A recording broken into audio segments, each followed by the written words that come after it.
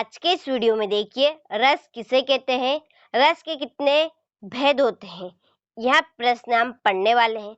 तो देखिए सबसे पहले हम पढ़ेंगे रस क्या है अर्थात रस किसे कहते हैं। तो देखिए रस एक वाक्य है, कहे हम रस एक कहानी है, रस एक उपन्यास है, रस एक नाटक है।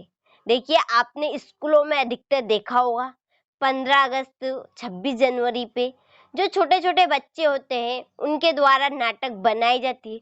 तो छोटे छोटे बच्चों के द्वारा जो बनाई गई नाटक से हम बहुत अधिक प्रसन्न होते हैं, हम बहुत अधिक खुश होते हैं उनकी नाटक को देखकर।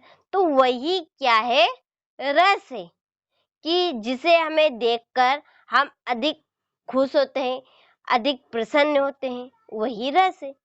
कहानी ऐसी बहुत सी कहानी होती है जिसके हम आनंद में चूमते हैं, आनंद में ही खो जाते हैं। ऐसी ऐसी कहानियां होती है, तो वही क्या हमारा रस है। तो जहाँ पर हम खुशी हो, जहाँ पर आनंद होता है, वहाँ रस होता है।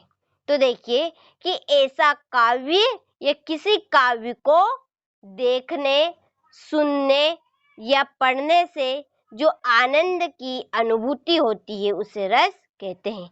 किसे कहते हैं रस? कि ऐसा काव्य जिसे देखने से, सुनने से या पढ़ने से जो आनंद की अनुभूति होती है उसे रस कहते हैं। आशा है कि आपको रस की परिभाषा अच्छे से समझ में आ गई होगी कि जहाँ पर आनंद होता है, जहाँ पर खुशी होती है, वहीं पर रस होता है। तो अब बड़े से स्क्रीनशॉट ले लीजिए। अब हम देखेंगे रस के कितने भेद होते हैं। तो देखिए रस के 10 भेद होते हैं तथा उन स्थायी भाव भी साथ ही साथ हम पढ़ने वाले हैं।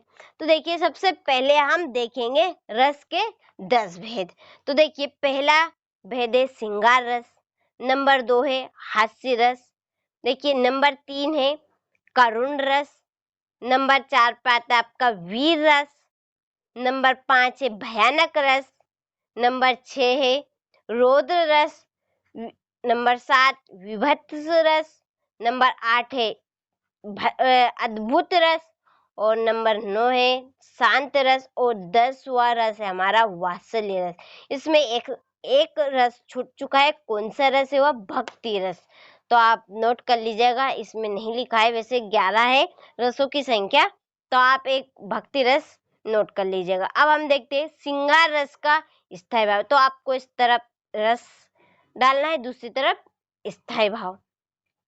तो श्रृंगार रस का जो स्थायी भाव होता है वहां होता है रति, हास्य रस का स्थायी भाव होता है हास, करुण रस का स्थायी भाव होता है शोक, वीर रस का स्थायी भाव उत्साह, नंबर 5 हमारा भयानक रस का स्थायी भाव होता है भय, रौद्र रस का स्थायी भाव होता है क्रोध, विभत्स रस का स्थायी भाव होता है जुगुस्सा, अद्भुत रस का स्थायी भाव होता है विस्मय, शांत रस का स्थायी भाव होता है निर्वेद और वात्सल्य रस का स्थायी भाव होता है वत्सल।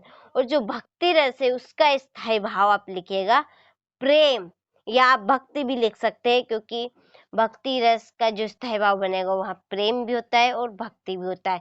तो आज के इस वीडियो में हमने रस किसे कहते हैं, रस कितने भेद होते हैं और उनके स्थायी भाव भी पढ़े। तो आप यहाँ से बड़े से स्क्रीनशॉट ले लीजिए और ये हमारे रस और उनकी स्थायी भाव, तो यहाँ से आप बड़े से स्क्रीनशॉट ले लीजिए। और जो आपको मैंने 11वें नंबर पे बोल के बताया है भक्ति रस, वहाँ भी आप नोट कर लीजिएगा और अच्छे से अपनी नोटबुक में इसे नोट करिएगा और याद अच्छे से कंप्लीट से करिएगा।